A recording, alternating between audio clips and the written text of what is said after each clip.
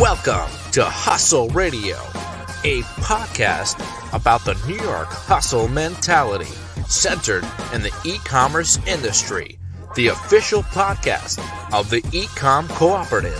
Introducing your hosts, Frank Acosta and David Dayon. What's up, man? What up? We live. We are live. Are we allowed to curse on these things, Frank? All day, bro. All day. All day, every day. We got an awesome guest for you today. No intro needed. Ryan Cramer from Ping Pong Payments. What's up, guys? How are you? What's up, Ryan? What's up? What you up to, boy? Guys, I'm doing great. I love the intro. That was super fit. That was official. It was like I was in like Brooklyn or I was in Manhattan. One of those. Dude, we've upgraded little by little, man. Like we trying to catch up. We're trying to catch up to you. Like we're trying to be like you. That's right. Like, yeah. Well, we got a lot. Yeah. Frank. No one. There is no two Ryans. There is one. It's a fact. There's no such thing as no one wants to be me. Just like get inspired by me. That's my first hope, of all, I guess, Ryan, as long as you're inspired. This is the thing. We have a whole bunch of events that are out of your state, and even if you don't show up, you're like in a podcast live with David. He's bringing you to all these events virtually. You're everywhere, dude. You're everywhere. I have eyes and ears everywhere. That's what I like to say. Like I have a pulse on the e-com industry. Or at least I like to think. I do a lot of social listening, do a lot of research, do a lot of talking on day to day. But it was almost unproductive today because all of a sudden social media or the internet in general just shut down. So I don't know what people did today, right? And I don't know about you guys, but WhatsApp is like a huge portion of communication for me. It's like a huge source. And it took me until like 11 a.m. to figure out what was going on, and I moved over to Slack because we use a couple things, and like Slack's one of those things you use that you don't me personally, we don't like totally utilize it, so we moved over to Slack. But yes, a lot of what we do is on WhatsApp, and today things just got off to a slow start. But it's all good, man. It's all good. It only means that bigger things are coming, right? It's always part of it's what hustle is, right? Like if one source doesn't work, you look for another one. A highway has so much traffic, you look for another one, right? So it's just. I was thinking about it, Frank, and I was like, you know what?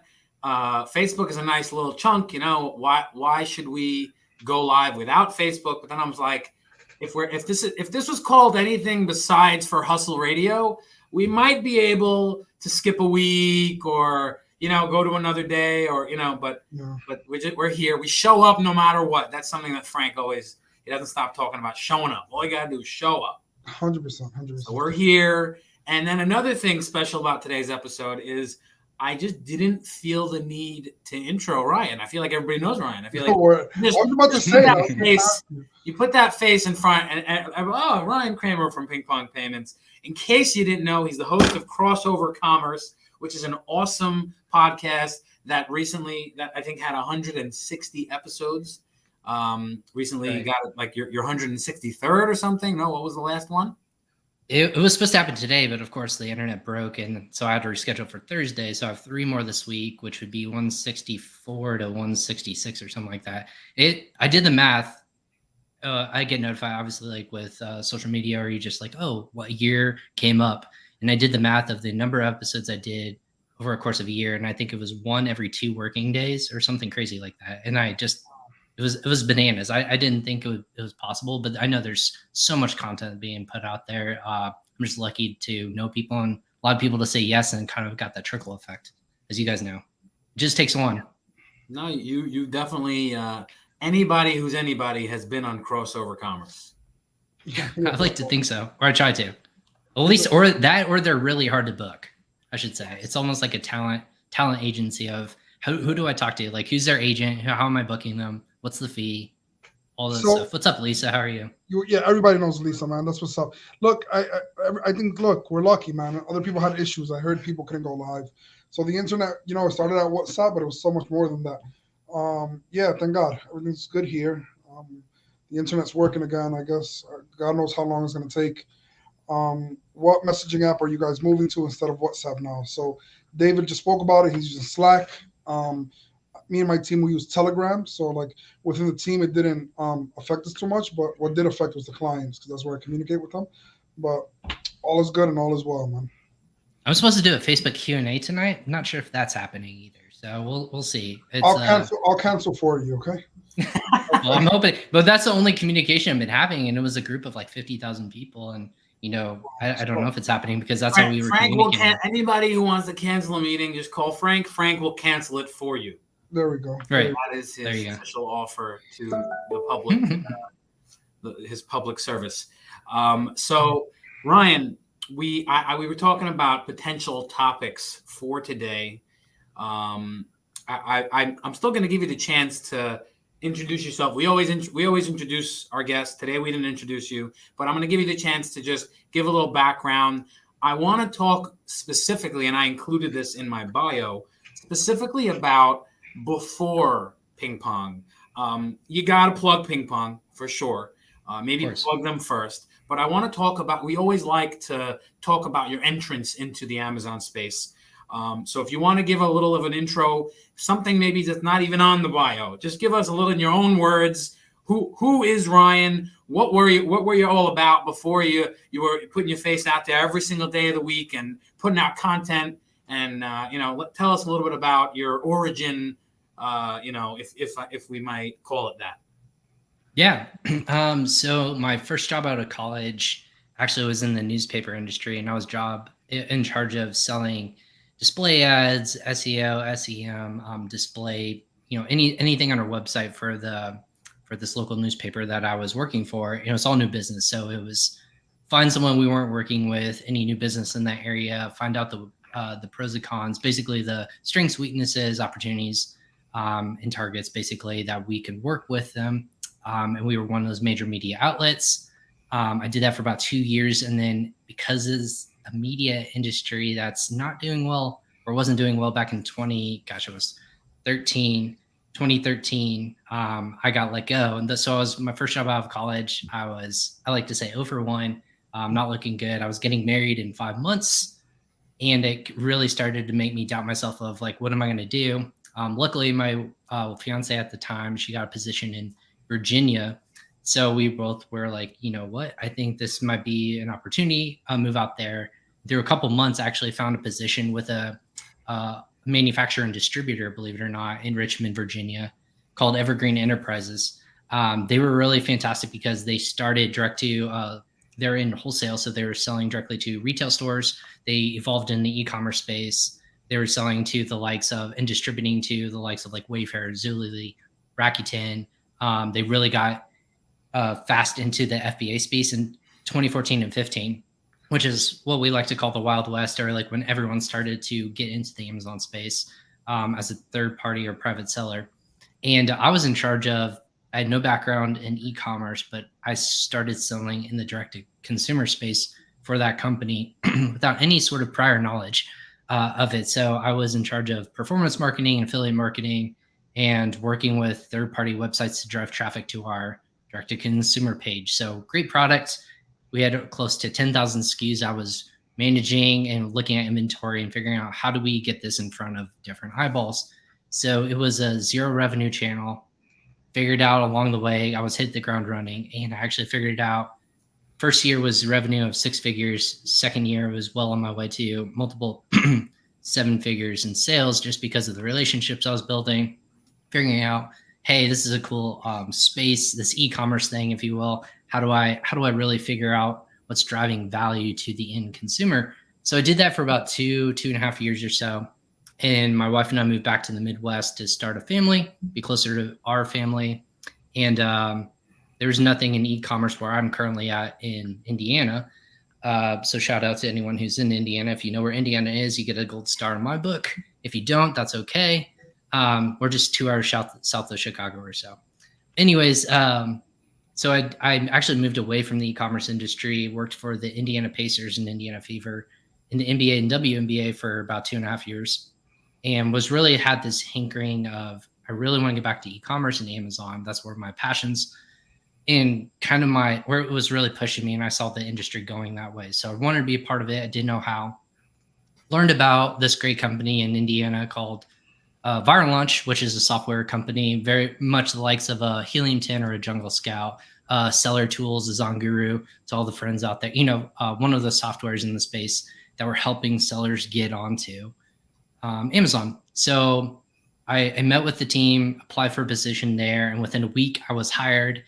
Worked there for about a year, and then as things go, that was actually just about a month or two before COVID hit, and so the company was going through an alignment.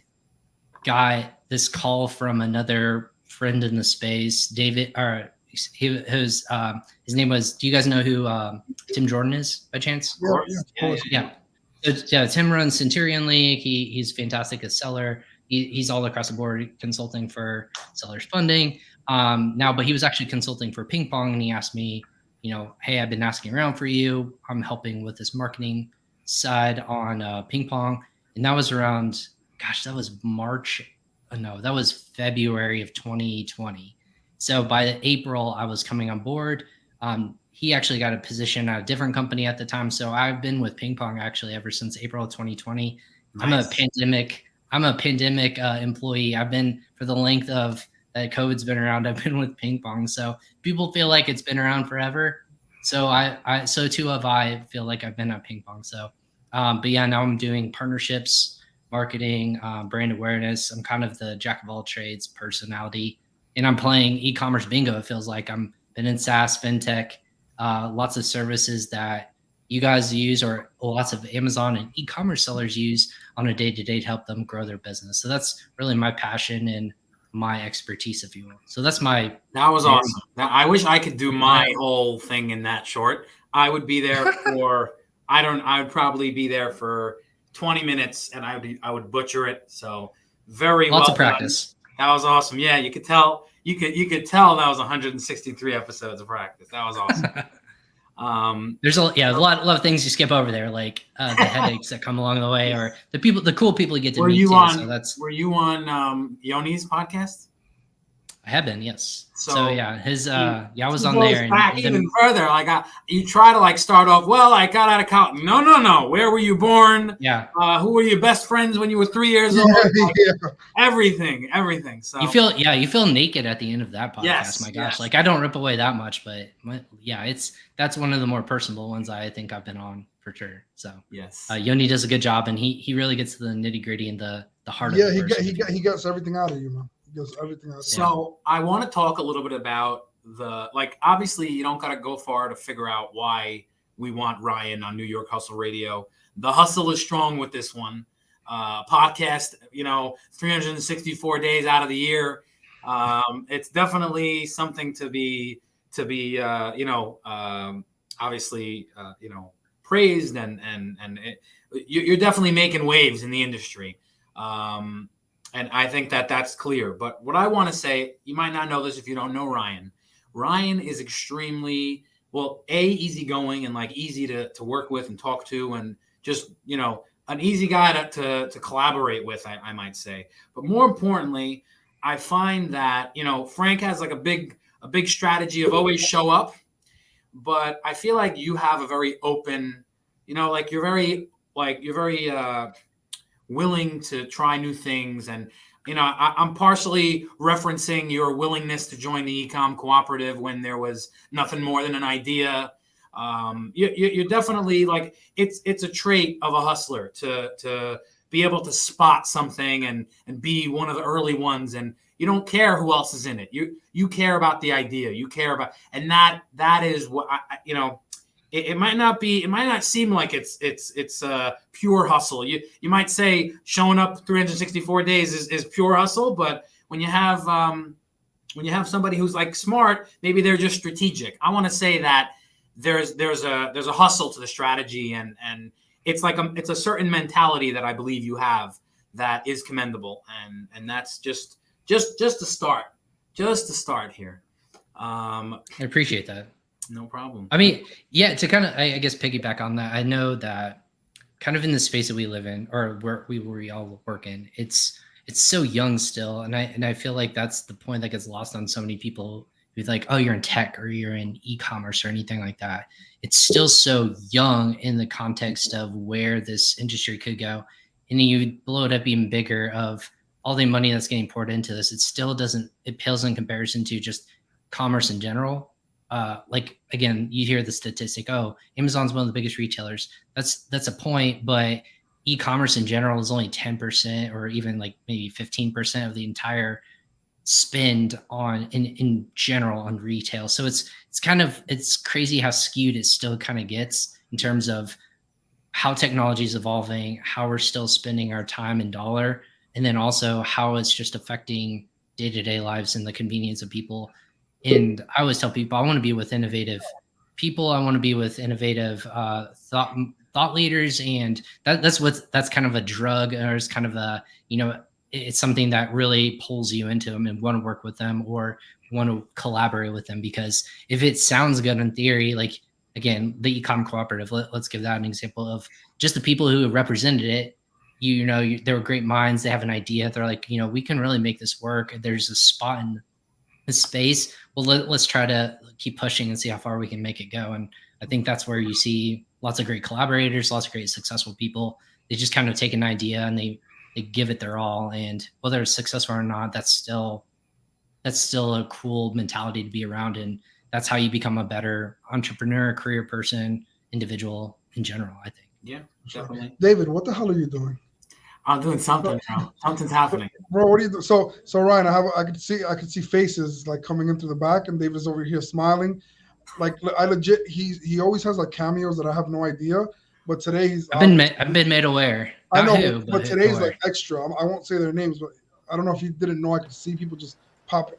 Everyone knows. Everyone knows. You can see, Frank. You can see. No, they can't. Only we can see. Welcome, esteemed guests. Oh, we got some beast here today. Yo, what's up? What's up? Hello, everyone. Hey, guys. So good to be here with you. Lisa and Liz. How you guys doing? Amazing.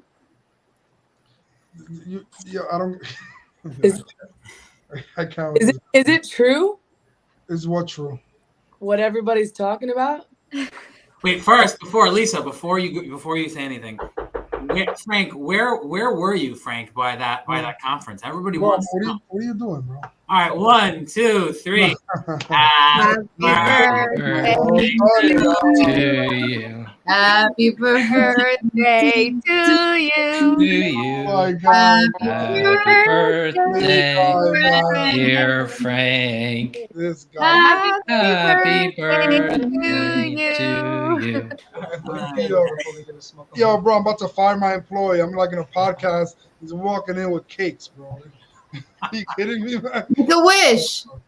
Yeah, make a wish, Frank. Make a wish. Yay! You caught me off guard, man. Hey, Frank, this is why we go into the podcast industry and we don't have a co-host. Wait a minute, Ryan. You also knew it?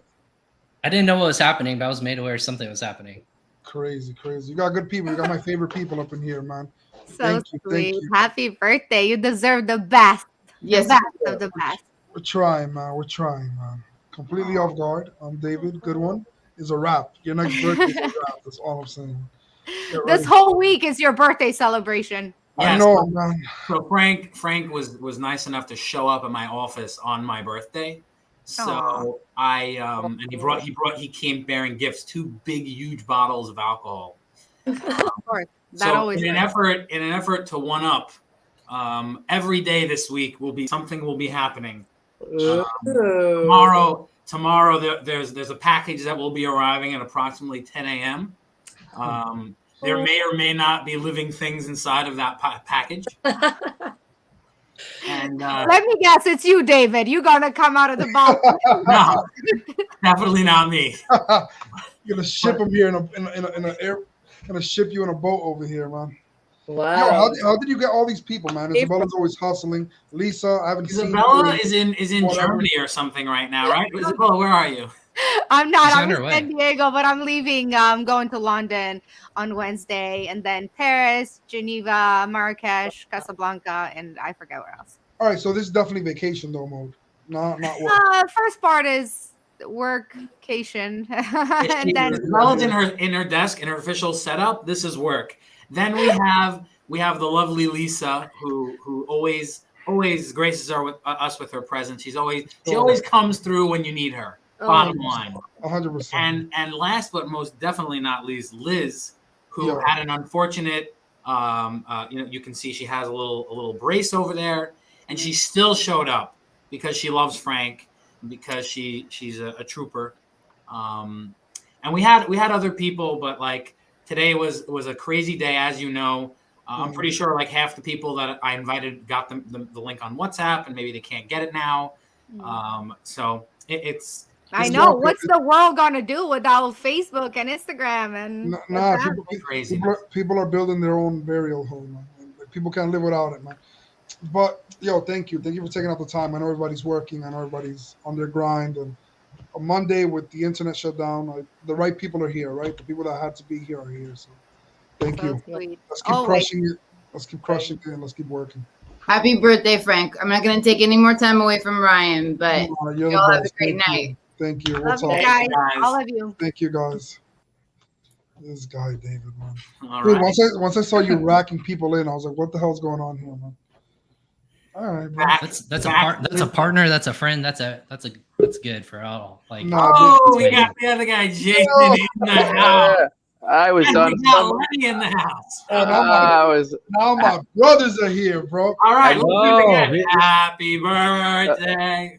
I was singing. I was watching you guys on my LinkedIn feed, and I didn't even realize that I was pressing on the wrong StreamYard link. So I thought they just weren't letting me in to say happy birthday. I was like, I get it. I hear that. Whose birthday is it? You guys are always welcome to come through, man. Always welcome. What do you mean, Lenny? It's my birthday. Come on. Whose birthday is it? You didn't know that? No, I didn't know that. It's Jason's is coming up. He's the 7th. The 7th? He didn't tell you, yeah.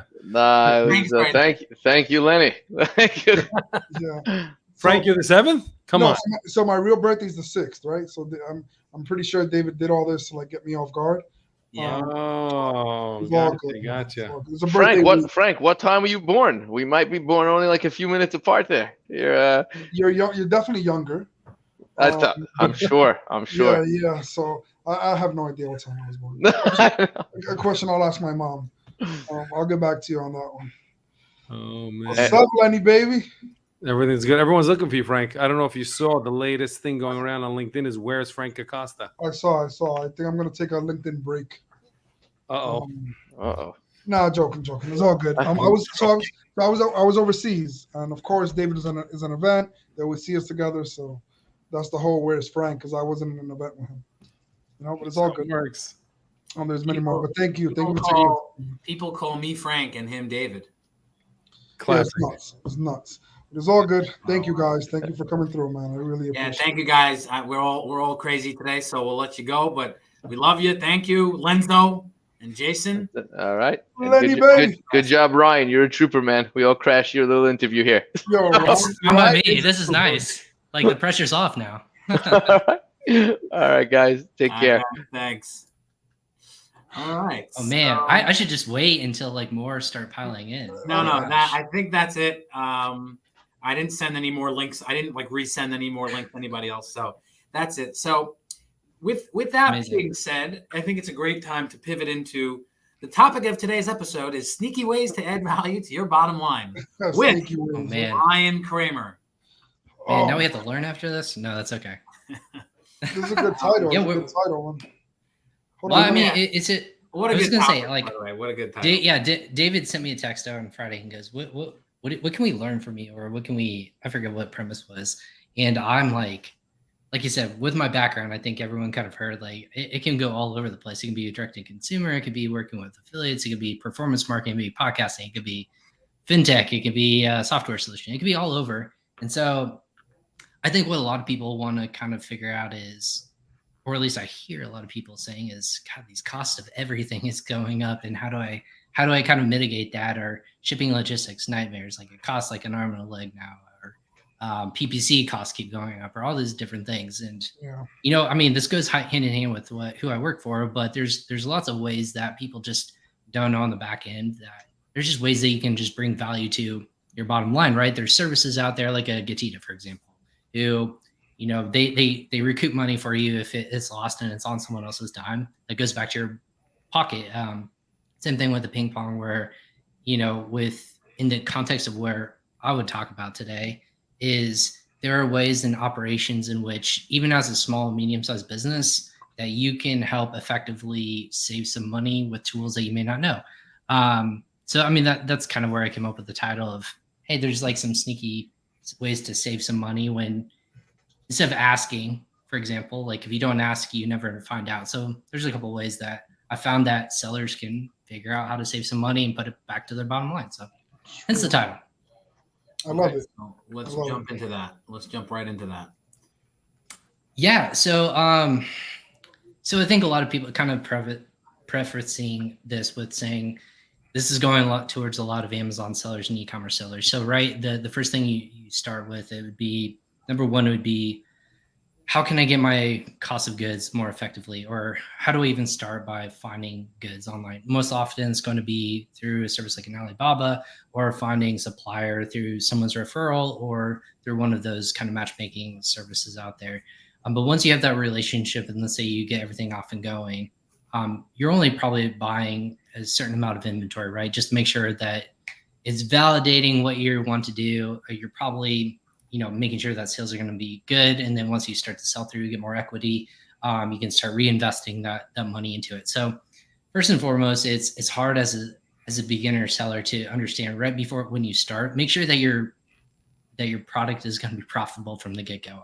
I've not told you how many times I've heard just on my podcast alone that sellers, before they even enter the space, that they don't even validate if their products can be profitable from the get-go. And that's by cost of goods, their raw materials, their shipping and logistics, their advertising costs, what it might take to rank and give away product, all those kinds of things, that there's tools and resources out there that people don't realize that I should make sure that my margins are big enough where if something dramatic happens, what happens at the end of the day, I don't want to have every sale be a loss for my business. So that's first and foremost would be step number one, is actually validate how much I'm working with on a day-to-day basis. And that should be economics 101 for a lot of people. But believe it or not, that's where a lot of people actually fall short. And that's where they just don't succeed on Amazon, is making sure that all my numbers are worst case scenario, that if I invest this much money, that if I put it into a product, it's going to yield actual profit for me at the end of the day. It's not just going to be me doing a hobby or anything like that. So that'd be the step in tip number one. So over time, a lot of people actually don't realize that when you're working with supplier and manufacturer, the other tip I would suggest to people is understand that it's a book of business, right? You're soliciting from either a catalog, or you have an idea and you present it to these factories, call it in China or India or Mexico or wherever you might be sourcing from, and saying, hey, I have this idea. Would you be able to create this idea or product or spec that I have created for them? A lot of times it's yes, no, depending on your scale, depending on how much you buy. That's kind of where that negotiation happens. But believe it or not, in a lot of times, because of those sellers in the United States, they're going to give invoices in the dollar or the US dollar. So that's kind of going back to where ping pong kind of helps and what my solution. I never even knew this existed, right? Negotiation in business, it's there's ways you can effectively get products for cheaper, right? Whether it's in bulk, you buy in bulk. So the more you buy, the cheaper your cost is. Or if you actually negotiate in the terms of currency, I was going to say he's shaking his head and I hear other pops come in the background. So we need to pause for more people. These are the people that didn't join before. Apologies. It's fine. We can take a pause real quick if you want to. If I won't let them wait around. You let me know, David, if you want to bring them in or not. All right, we'll bring them in. Yo. Oh man. Frank, what's up? Ryan and Isaac. Ryan, we got Isaac in the building, man. What's up, fellas? Yeah, buddy. What are you doing, Jet? Let's get it, bro. Get it, man. Mr. Frank, I want to wish you a happy birthday, buddy. Thank you, brother. Thank you. Thank you so much, man. So happy to have you here, man. And all this hot.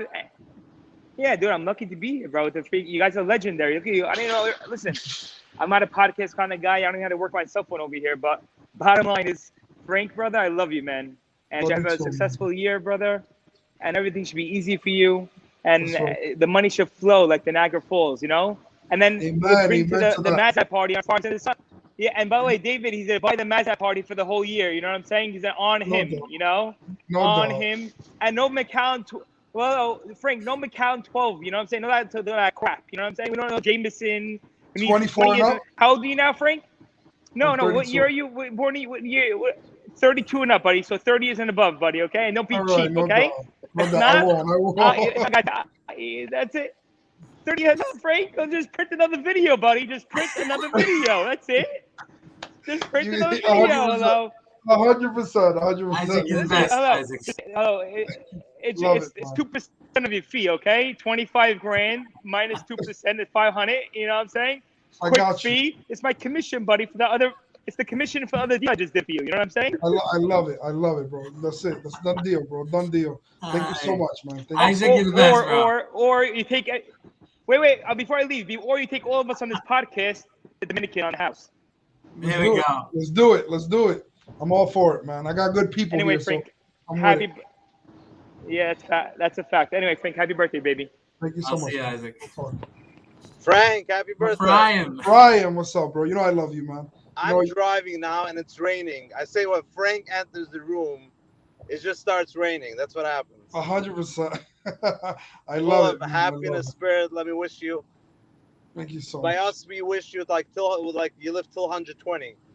Yeah, for sure. 100 till 120, success.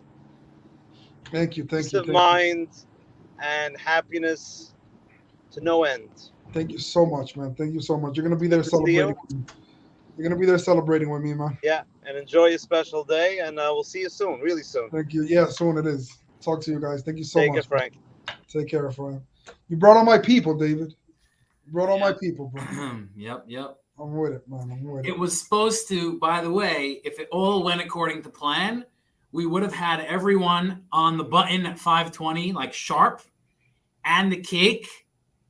It would have been nice. And imagine how imagine how much more crazy you would have gone if you would have seen 7 people pop in at once. Yeah. 100%. Flipping out. So. Yeah, I was like, what the hell is he doing, man? No, when I saw Summit walking in with a cake, I'm in a freaking podcast. Are you crazy?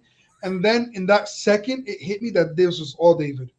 Yeah. Like in that second, I knew it was you, man. Get ready though. Get ready. No problem. I'm surprised we didn't hear cursing or something like that. Like something go or I'm something. looking at this guy walking to my desk with a cake. I'm like, dude, like, what are you doing? Man? What are you doing? And then I realized that David was on the podcast, so I was like, all right, this is all this guy behind the scenes, but it's all good. Thank you. Appreciate the love, man. Okay, so tip number 1 was, if I'm gonna paraphrase it, was to get to save money wherever you can. Is that the right way to put it? Basically. Okay. Yeah, well, basically, make sure your product is going to be profitable from the get-go, right? Like, know your numbers before you even start selling. So that seems very basic, but if there's someone out there that's thinking about selling on Amazon, or this is something that they want to dabble in or get a new product going, let's get basics of economics out of the way. Make sure we're profitable from the get-go. Make sure if anything outstanding, what it's going to take to get you to position number 1, whether it's advertising, all these giveaways, just know your numbers at the beginning. So that'd be number 1. And then you said so when you get to do with manufacturing, if you had a manufacturer, then you said that's what yes. So getting a little bit more into the nitty-gritty, it's kind of like the people's prices are kind of going up and down, but there's ways that us as a company, if you're paying a supplier in a different country, most often than not, they're going to offer it in the US dollar, invoicing wise. But a lot of people don't understand that from a factory's perspective, there are ways you can actually negotiate. Now, it's not something you do right out of the gate. It's a relationship management. It's a building trust as you continuously improve and grow your own business. So what a lot of people don't know is that you can actually when you're given an invoice for a supplier, you're actually given in US dollar, they bake in a cost, what's called a buffer. In the supplier, if you're in a different country, the reason they do that is because from US dollar to whatever currency you're converting that money over to, it takes time, right? If you're doing an international wire, it could be 4 to 5 days. It could be up to 2 weeks. It depends on where you're sending money to and what kind of banking solution you're working with. But in that time, the fluctuation of a currency can actually change. It can go up and down in your currency. It can do the same in theirs. So what a lot of people actually don't understand is that the invoice you're receiving has a 4 to 5% upcharge just baked into it, just because as a business owner, you don't want to lose money on a transaction just for receiving funds. No one wants to do that. I wouldn't want to do that. That's why they pass on fees in terms of like retail stores or grocery stores or any sort of that. You pass on those fees, whether you're paying with a credit card. That's why you say has to be a minimum of a certain amount in order for it to make sense as a merchant. Otherwise, you're just paying a fee and you don't make any money on that.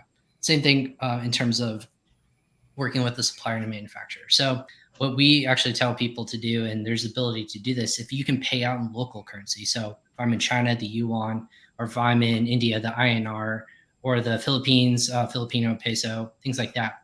If you're getting goods from those countries, you can actually pay out in localized currency, and it actually enhances a couple different ways. You're saving money because of the currency that you're not paying that 4 to 5% upcharge just because of the buffer that we talked about earlier.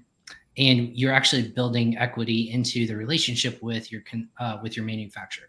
And that's because they would rather get those money and funds quicker than if I was waiting on for a couple of weeks around to see if money's going to hit our account before we can actually even begin production, right? I can't buy goods in the US dollar because I can't pay my employees in the US dollar because that's not what we spend on a day-to-day basis. So the faster I can get monies into my account, the quicker that they can start paying their employees, the quicker they can release goods, so on and so forth. So it actually improves the turnaround time when you're ordering from a foreign manufacturer. So we actually, when you can pay in the localized currency, and again, that's where ping pong comes in. But if you can do the thing like that, you can actually save anywhere from hundreds of dollars per transaction to, if you're at scale building a global empire, tens of thousands of dollars per transaction, just by simply doing the thing you were going to do in the first place. And that's paying out your manufacturer or supplier. And that can be applied to paying your VAs and employees in localized currency, because we all have like other helping hands that may not be in the same country we are. There's other ways you can enhance, and actually by utilizing global currency and being able to use services that instead of like your local bank or an international wire, you can save funds that way too. So that would be tip number 2. You save time by going local.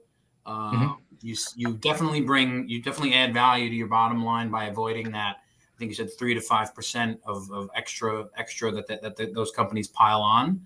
And obviously it's a big value to be able to get things done quicker and be able to invest in the next thing and, get your money quicker. What is the sneaky part? That's really where I'm, is it because you're just like so simply getting more money just because you're using local currency? Is that the sneak? Yeah. So the sneaky part is because when you're negotiating, not a lot of people think that you have this flexibility to operate and utilize either services or just the ability to do it. Because if I'm going to be sending money to a company in China, for example, I don't have the yuan just sitting at home underneath my mattress, right? I don't have that capability. But when I receive an invoice, a lot of people, the reason why a lot of suppliers and manufacturers are just giving you US dollar, because it's convenient for you. Like the convenience, right? We live in a fact of in e-commerce, convenience isn't going to outweigh the cost of actually doing business. And a lot of the times you play by those rules as well. Like Amazon, I'm going to get 2 days shipping. It's convenient to put my goods in FBA warehouse. It's going to get to them quicker. I don't have to worry about, sending the goods myself, and it's actually cheaper. So that to me is it's a win. That's a good thing. But a lot of people aren't educated in the notion of that when you have the capability to, like, when you're given the US dollar, is it just convenience that's blinding me to the other notions of, hey, maybe there's other ways I can save money besides just ordering more inventory like they're telling me to do. So when you work with a relationship, it's actually sneaky because you can say, I can get you money quicker. I can actually order more by saving. Yeah. It's not right. It's not. And again, the kind of unfortunate thing is people are like, what's your best and final offer for working with you guys? Like, I want this. What are you going to do? Like, what's my best price I'm going to get? And that's actually a big turnoff for manufacturers, suppliers, just because that's not how relationships are built. Just like how we all work on a relationship, we send business to each other. That's not how a lot of people want to operate in that part of the world. It's a working relationship. They still have to provide for their families. They're not going to, they realize that you can go to lots of different places, but if it's truly going to be a partnership, you want to really show them, like, I'm going to bring value to the table by giving you business, but I also want to know that you can work with me in that regard. So it takes a little bit of time and finesse in that regard. So a little bit sneaky in that regards. I like it. I call it that way. Yeah. It's just, you kind of have to ask, right? If you don't ask, you won't find out. So the other thing I think is how to provide additional value in terms of some of the products that you might offer, whether it's on direct to consumer site or just with your brand. So the last kind of thing that I always tell people is whether it's adding different values of like a non-tangible product, it could be like, hey, if you submit your information to us, like we'll give you a free download to, like, if I'm selling music or a musical instrument, I'm going to give them sheet music if they give something in return, almost like a value add that you're giving to the customer, because a lot of people are missing the notion. Gone are the days that products are just being thrown on Amazon and on websites. Those are gone. No one wants to just have a transactional relationship. They want to actually work with brands, and they want to know that they're getting some sort of value where, hey, if I make for example, let's call it Tom's. If I bought Tom's, right? The whole notion behind Tom's, everyone understands the value add to them is that you buy a pair of Tom's shoes, you're giving a pair to a child or a person in need in a different country. That brings some sort of you can't put a value add to that, but you know that the customer actually will come back for more. They'll repeat business. Apart from it just being an amazing product, there's additional value add. I've seen customers do things that are just free to do in general, whether it's just giveaways or just work with like free media, and I'll kind of explain that, for example. So working on behalf of your customer to show some sort of value that you're going to receive it in the back end to help it with your marketing.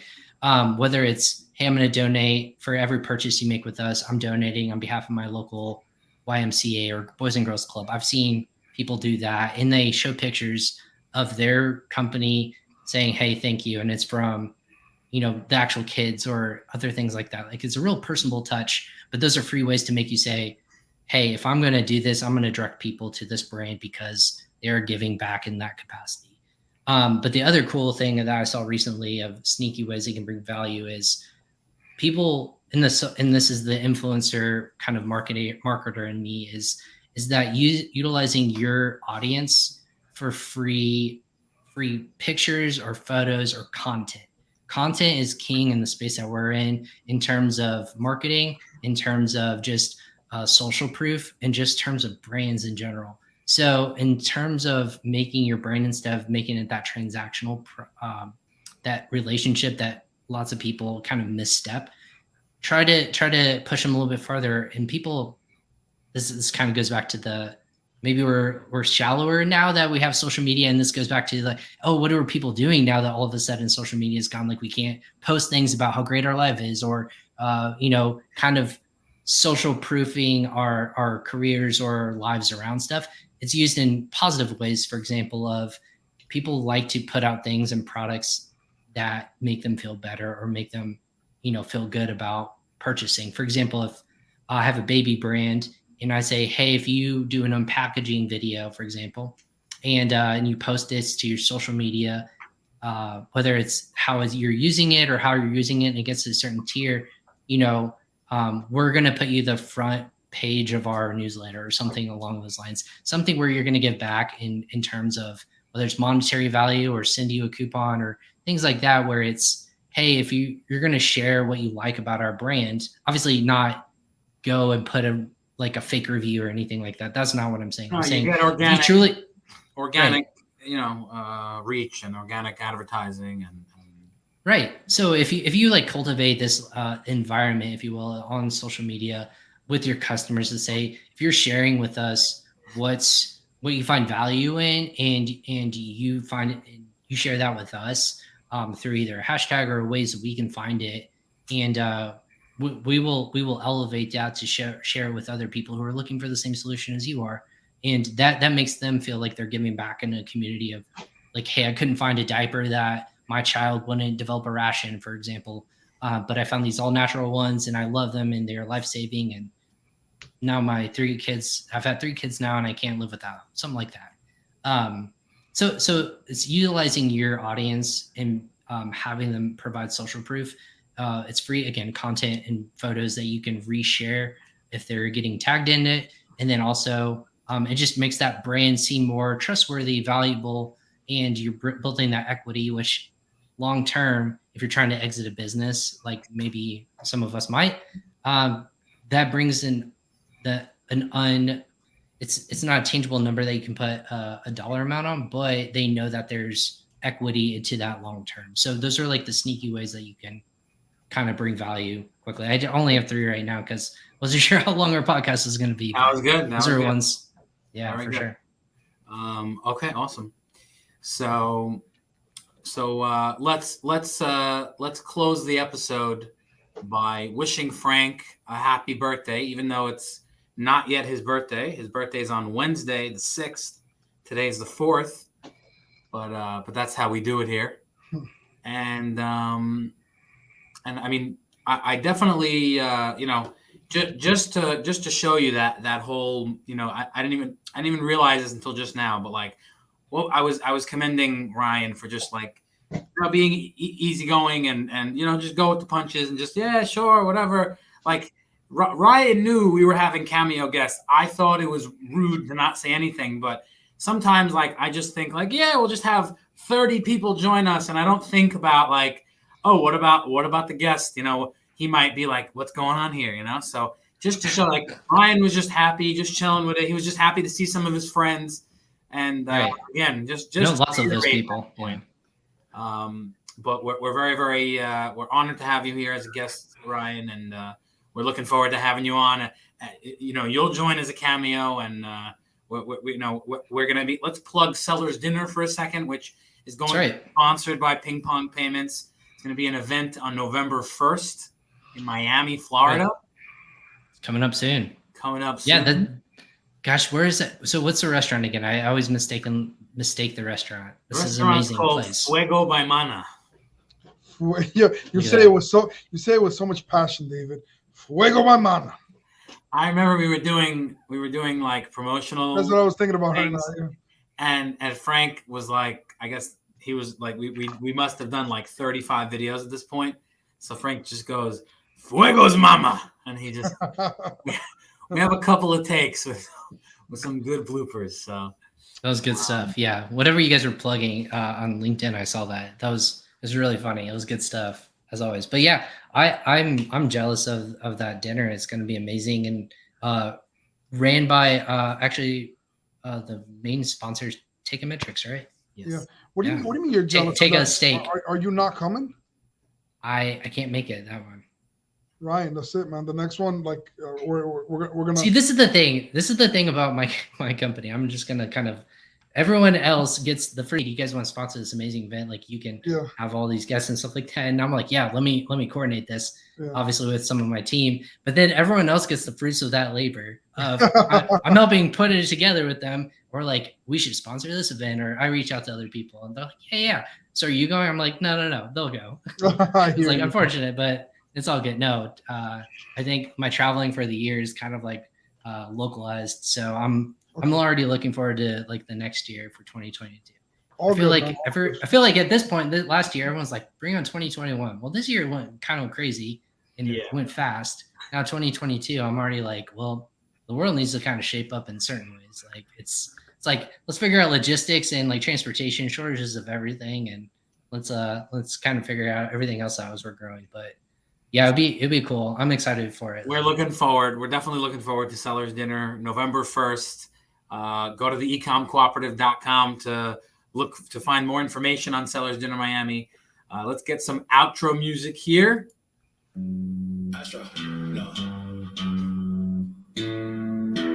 Thank you, guys. Thank you, Ryan. Thank you very much. Episode 16 is a wrap, guys. What you know about rolling down in the deep when your brain goes numb, you can go that